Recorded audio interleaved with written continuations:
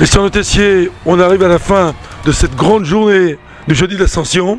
J'allais dire, ça y est, ça retombe maintenant. Oui, c'est vrai que on souffle après, pas la semaine, les semaines difficiles qu'on a vécues, avec une météo qui était vraiment exécrable.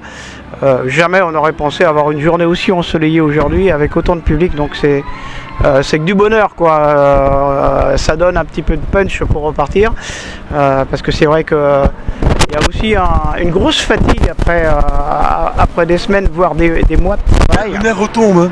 Oui, ce soir, je pense que le sommeil va être plus profond que ces derniers jours, et c'est tant mieux, Alors sans faire un bilan, bien sûr, parce que vous allez le faire après, bien sûr, avec toute équipe, c'est quand même une superbe journée, il y a eu du sport, il y a eu du public, il y a eu le beau temps, c'est plutôt un résultat très intéressant et encourageant.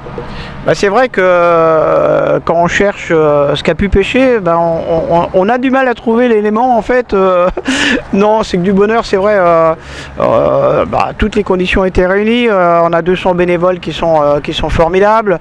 On a 170 partenaires qui nous ont quand même bien aidés à construire cet événement. On a la mairie de Torcy-en-Vallée qui est derrière nous. On a le département de la Sarthe. Voilà, donc forcément c'est une belle journée. On a des pilotes de très haut niveau qui sont venus aujourd'hui, puisqu'on avait les frères Fournier qui sont actuellement 4e du championnat du monde après le Grand Prix du Portugal.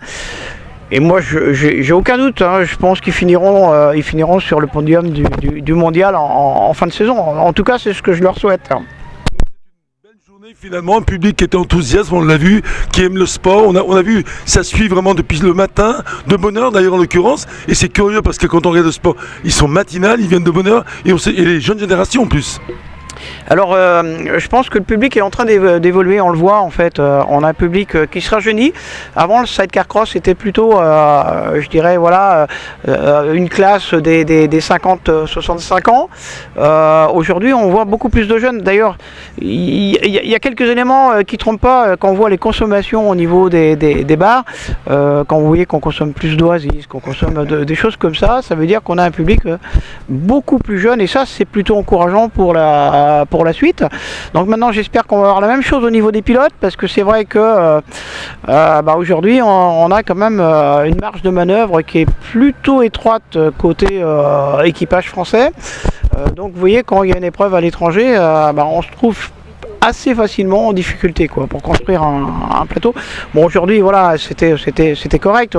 Bon, forcément on peut toujours faire mieux. Je pense que l'an prochain on va encore travailler là-dessus. Voilà. Justement, 2023, 2024 c'est terminé, 2025 c'est demain, et donc c'est déjà vous pensez à l'année prochaine évidemment.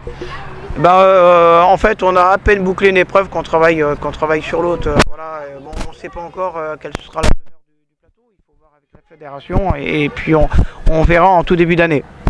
Merci Christian Le Tessier, et merci de l'accueil évidemment pour toute l'équipe. Merci à vous tous, et puis rendez-vous l'an prochain.